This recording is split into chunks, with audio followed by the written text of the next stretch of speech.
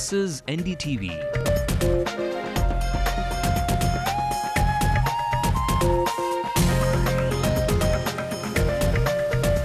And you're watching NDTV Hindu.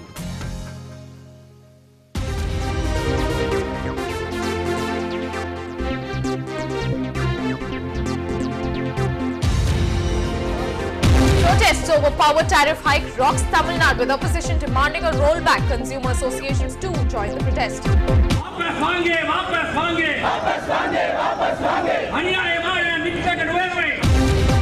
Karunanidhi meanwhile is busy devising the strategy for 2011 polls, hopes to win the hearts, rather votes of the people in Amma stronghold.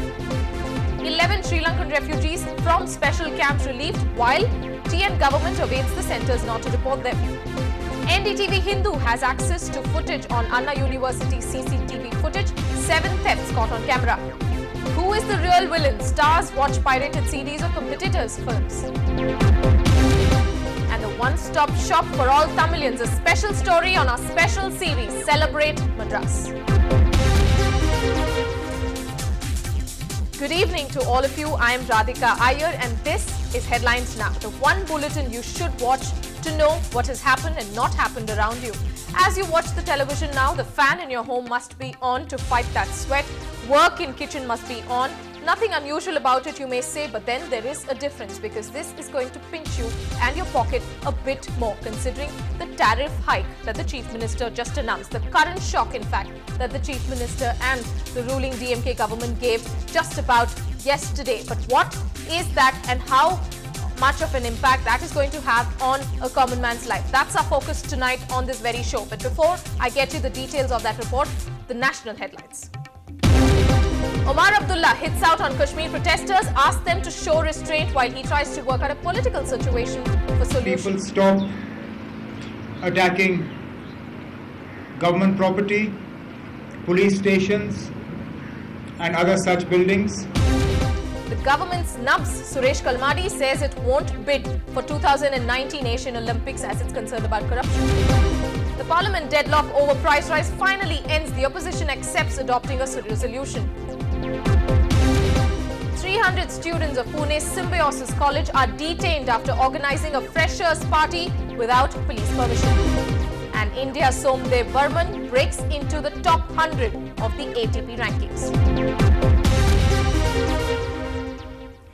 First came a shocker of an announcement from the Chief Minister that tariff will go up by 1 rupee per unit, and now comes his defence. At a time when the common man is angry and fuming and the opposition making a noise as well, which has come in handy for them, the Chief Minister seems unperturbed. His justification that the hike is coming after a 7-year gap. The hike in power tariff by the government has already drawn flack from the common man. The hike that came in after 7 years has jolted the middle-class families, as the price rise and petrol diesel hike is already costing them dearly. And to top it all, consumers using over 600 units of power will now have to shell out an additional rupee per unit. 90% மேல வந்து 600 unit மேல தான் use பண்றாங்க. யாருமே வந்து 600 below use பண்றது இல்ல. அதனால கண்டிப்பா இது வந்து ஏதோ ஐவாஷ் மாதிரி இருக்கு. இப்போ பாத்தீங்கன்னா இந்த பார்ட்டி ரூலிங் பார்ட்டிக்கு இதுக்கு வந்ததுக்கு அப்புறம் பாத்தீங்கன்னா விலை எல்லாத்துலயுமே பிரைஸ் லிஸ்ட் வந்து எல்லாத்துலயுமே ஏறிச்சு. இந்த பார்ட்டி என்ன சொல்றாங்கன்னா, இனி வந்து எலக்ட்ரிசிட்டி நாங்க ப்ரொடியூஸ் பண்ண ஆரம்பிச்சிட்டோம் அப்படின்னா நாங்க வந்து விலையை குறைச்சிருவோம் அப்படிங்கிறாங்க. அதெல்லாம் இது வரைக்கும் எந்த பார்ட்டி பண்ணதில்லை, அது பண்ணவும் முடியாது. ஸோ வந்து அது தேவையில்லாத ஒன்று நான் ஃபீல் பண்றேன். Mostly it affects small scale industries. They are at short time consuming more power, and also another major problem is power cut. So their production is definitely affected. The issue has come in handy for the opposition. Both the AIADMK and the CPIM slammed the ruling government, demanding that the power tariff must be rolled back immediately. AIADMK's General Secretary Jayalalitha in a statement pointed out that in May 2010, the Chief Minister promised in the State Assembly that there would not be any hike in power tariff. She said the DMK regime was prompt in effecting power tariff hike without doing much about the power cuts. Whereas the CPIM took to the streets protesting the excess burden put on the common man. தொழில் வளர்ச்சிக்கு மற்றதுக்கு மின்சாரம் என்பது அவசியம். அவருடைய விலைகளை உயர்த்துவது என்பது சாதாரண ஏழை நடுத்தர மக்களை மட்டுமல்ல, தொழில் முனைவோர் சிறிது குழு தொழில் முனைவோரை மிக கடுமையாக அது பாதிக்காது. The hike in power tariff has now become a hole in the armor of the DMK. Looks like the middle class's backlash may cost dearly to the ruling party in the coming elections. In Chennai, with Peer Mohammed, Minal Shah, NDTV Hindu. And even as the opposition parties get out on the streets protesting against the power tariff hike announced by the ruling government, small industry power consumers too have joined the protests. The Tea and Electricity Consumers Association is now protesting against the power tariff hike announced by the government 2 days ago. The TECA, which is a conglomeration of industries which is demanding an immediate rollback of prices, says now, as Karunanidhi is in Coimbatore, that they're not going to take that by sitting unless the government takes a rollback on the announced hike. Well, to discuss just this, how much of an impact is it going to have on your electricity bill and mine? I'm joined in the studio now by retired IAS officer MG Devasahayam, and of course joining me live from our studio is Peer Mohammed, who's going to be reporting on that very story, who's been there on top of that story since about yesterday. So thanks very much initially for joining us. But before we discuss this particular issue, let's go across to Peer. Peer, if I may ask you, what sort of an impact, for example, say someone like Mr. Murugan, who may be living in Ananagar, who perhaps must be paying about 300 rupees per month for his electricity bill, how much do you think he would have to pay, say, next month? Yes, Radhika, somebody who has been paying 300 rupees per month, it's a bi-monthly bill. That means about 600 rupees bi-monthly bill will have to shell out another 250 rupees. An extra 2.5 hours for 4 tube lights at home, and an extra 2 hours of AC usage will cost him an extra 250 rupees according to estimates given by TNEB staff now. And that means that takes a toll on the budget of upper middle class family which is using air condition for more hours and refrigerator for more hours. Radhika. Yeah. Right, Peer, thanks very much, but stay on because we'll be discussing this in detail, of course. Mr. Devasahayam, the government, the Chief Minister today defended his move by saying that this hike comes after 7 years and that they have to tackle the losses that the Electricity Board is making. And apparently the Electricity Board is making a loss of about 60 crore rupees. Now, what exactly, where exactly is the problem? 60,000 crores. 60,000 crore rupees as a loss. Where exactly is the problem, Mr. Devasahayam? You see, I would like to make certain clarification. It is neither the Chief Minister nor the government of Tamil Nadu nor the DMK party which is increasing the tariff. The sole responsibility and the power rests on the Tamil Nadu Electricity Regulatory Commission. Ever since 1998, 2000 and 2003, there has been a paradigm change as far as managing electricity is concerned. And 1998 regulatory commissions were formed under the Regulatory Commission Act, and 2003 very comprehensive Electricity Act passed basically to protect the consumer, and it gave vast powers to the Regulatory Commission. Government and the politicians have no role to play at all.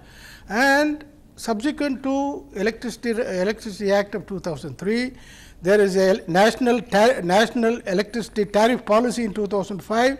Then again, National Electricity Policy in 2005, Electricity Tariff Policy in 2006, and also Tamil Nadu Regulatory Commission itself has come out with the regulatory policies. Yes. So, sole responsibility is that of the Regulatory Commission. It is their responsibility to see to it that Electricity Board functions efficiently. All right. Do you think, sir, that this possible hike could have been avoided perhaps?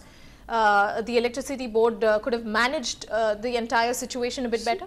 Tremendous inefficiency has crept in. See, like I told you 2003 March was the last tariff order. Yes. Electricity Act came in August 2003. After that, they never applied for tariff increase at all. They did not file even the basic annual revenue requirements. And after 7 years, suddenly they come and say, all right, give us this tariff increase. This tariff increase was only catering to 1,800 crores. You know, the most shocking, you all will be shocked now. Yes. This tariff increase is only going to cater to 1,650 crores.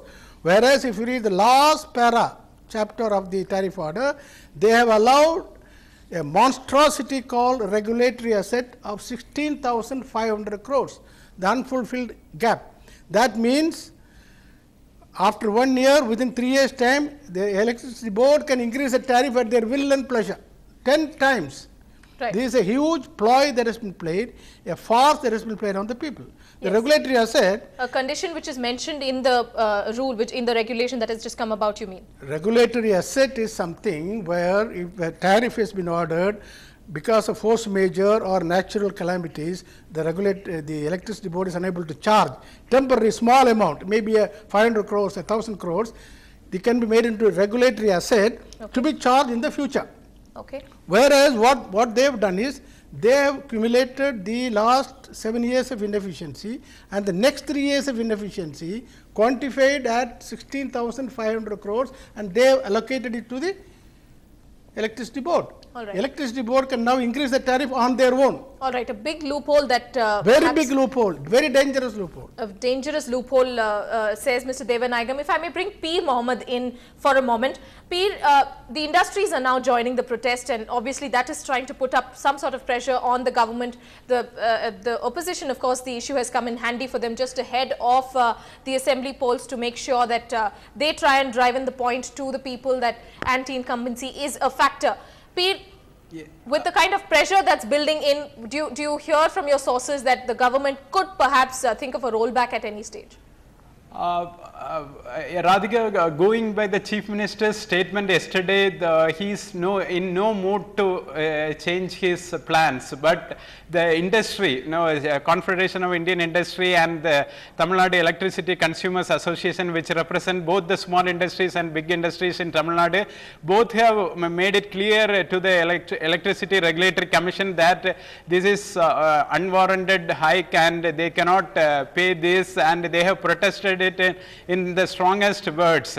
And they have said when the 78 lakh users are, particularly agricultural users, are using it for free, why the 39 lakh domestic users and the industry have to take all the burden? That is their contention, and they are protesting it in the strongest words, Radhika. All right, thanks very much, P. But stay on, please. If I may pull up a graphics for you viewers, for you to understand better what sort of an impact this could have, which can explain in numbers what sort of calculation the government has perhaps made and how much of a change it could bring about to your electricity bill when you see it the next time. For instance, the first big difference, of course, will be that if you consume more than 300 units of power a month, then you will have to pay 1 rupee more on every unit. Mr. Devanagam, as Devasahayam, sorry. As the viewers, of course, read this for their benefit, the government, of course, trying to say that this is not going to have an impact on the middle class family, but our survey shows that more than between 40 and 60%, this is the amount of people who use more than about 300 units of power a day, a middle class family, for instance. What do you think the government should do at this stage? Do you think this calls for some sort of a stringent measure to ensure that this efficiency that's brought about in the regulatory board? Equipment efficiency, lighting efficiency has to be brought into focus. Okay. Unfortunately, the Tamil Nadu Electricity Board is doing nothing. In fact, now at least there is a provocation to see that stringent energy efficiency is coming at the consumer's point. Now, indiscriminate usage of air conditioner, indiscriminate usage of all this power consuming equipment and lights that are just left on through the day, perhaps. Yes, people must plenty realize. Of examples that viewers could give of the kind of wastage of electricity. Actually, it is a job elsewhere in the world like USA and Europe. It is a utility, that means the electricity board which takes the initiative. Right. And comes out with schemes, incentives. But here they are doing nothing of the sort. It is time electricity board did that. Right. Perhaps a common man who perhaps would be listening to Mr. Devasahayam must be quite provoked to think that maybe there should be penalty on officials who sort of oversee the wastage of power. But one will have to wait and see whether the government will indeed come under pressure, will indeed have a rollback, or at least better late than never bring in some amount of efficiency within the system. With that, we close our discussion on this very topic on how it's going to impact your electricity bill. But we will move on because the Chief Minister, who's in the storm of this controversy, who perhaps could really take the role back, is right now in Coimbatore and doing just a tit-for-tat rally, it seems. Mr. Karunanidhi seems to be concentrating on his strategy for the polls next year, even as the opposition is crying out against the hike.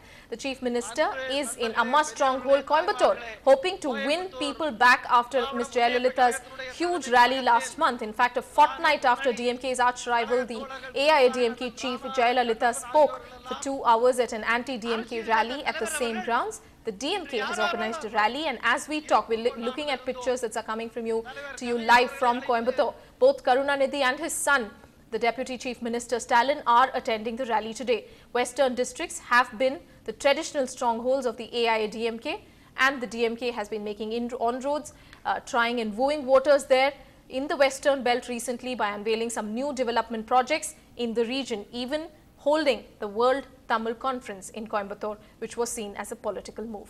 Moving on. After receiving the green signal from the Union Tamil Nadu government, has today ordered the release of 11 refugees lodged in the special detention camps at Chengalpet and Punamalli. These so-called prisoners will now be able to live in other local camps across the states with their families. But the bigger question everyone is asking, when will India be able to send them back to their homeland? Sources have told NDTV Hindu that 11 refugees detained in these high-security special detention camps in Chengalpet and Punamalli will soon taste freedom.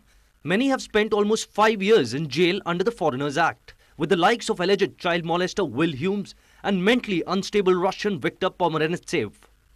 Yes, when we compare to India, we pray that India, Sri Lanka is better because in Sri Lanka, if we commit any offense, they will shoot us and they will be coming to death. But here, we are putting here and many more years we have been struggling. Every day we are dying here. So it is better to go to Sri Lanka and dying in their single. These refugees may be free birds now, but the big question is, will they ever be able to go back to their motherland, which many left escaping the ravages of war? There are indications that there is a mismatch between the perceptions of the Indian and Sri Lankan government on the pace of resettlement.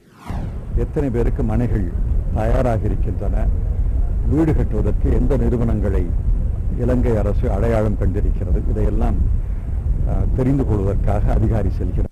Some people have come back. They say we are losing all these facilities here. But they get the food free, they get the shelter, they get water, and they are very happy. They are happy in the camp. The release of 11 prisoners and several before has shown India is committed to those who have embraced her for saving their lives. But Sri Lanka's failure to match India's efforts may mean resettling these Lankan Tamils back in their homeland might be a long-drawn process, and not many in these camps are up for a long haul. Sai Manish for NDTV Hindu. Being released is some respite, but when will they go back home? While many students of the private engineering colleges in the city are crying foul about the CCTVs fitted in their campus, the mother of all engineering colleges, Anna University, says they are convinced that they need more than the existing 70 closed-circuit television cameras because it helps them keep thieves away. Yes, the CCTV footage has revealed some shocking activities by students, and NDTV Hindu gets an exclusive peek into the grey shades of many students studying engineering today. Observe the footage carefully. A stranger walks aside the classrooms of Anna University, enters the room, walks out with a few valuables including books. This is one of the 7 thefts caught on camera in the last 60 days. College authorities say 90% of thefts have been detected, thanks to these eyes all around the campus. Particularly students who are coming inside, they have to keep their bags outside. After completing their experiments or anything, when they return, sometimes they are losing laptop or other bag materials. So this can be prevented by installing CCTV. The items stolen away range from a bag to a laptop. In most cases, the accused are strangers, perhaps because it is counseling session at engineering colleges. So though the CCTVs have costed the management nearly 40 lakh rupees, it sure seems to keep safety rather than privacy. I think we have our freedom compared to all the other colleges in Chennai. I think Anna University gives the most amount of freedom, if you ask me. So I think that is not a big... I feel that I'm being monitored all the time. But then from their point of view, it's actually right. But yeah, it's just 50-50 from my side as well as from their side. The canteen alone has 16 CCTVs. all of them having zooming features and can rotate 360 degrees. Happy with its performance, the university has placed order for 14 more. Every year, nearly 6,000 students are caught copying during their examination in the private engineering colleges, a fact that has provoked the Vice Chancellor of the prestigious university to recommend the installation of the CCTVs in all the affiliated engineering colleges as well. In Chennai, Salim for NDTV Hindu. I'll take about 2 seconds to add on to that report by Salim. In fact, the footage that's recorded by the CCTV can retain that for about a week long. So that's quite an asset for the Anna University. We'll take a short break, but lots more coming up. Stay with us.